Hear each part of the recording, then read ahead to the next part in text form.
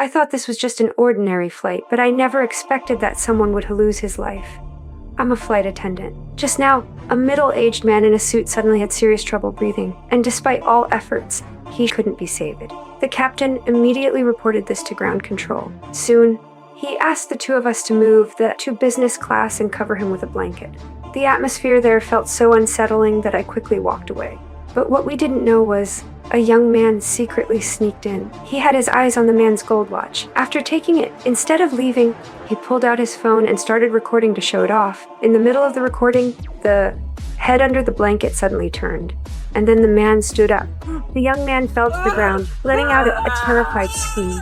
That's when I also realized something was wrong. Outside the window, I saw a fighter jet flying alongside our plane. Before I had time to think, I heard another scream from upstairs. I immediately ran up with others, but when I got there, no one was around.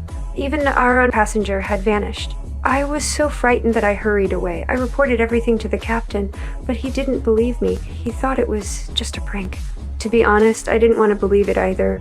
But it happened right in front of my eyes. He insisted he hadn't seen any fighter jet and told me not to overthink. Just then, a passenger appeared nearby, so I quickly ended the call, worried it might cause panic. Later, I noticed a group of unusual passengers. They seemed to be secretly investigating this strange incident. They believed that the man's checked luggage might hold some clues to the truth.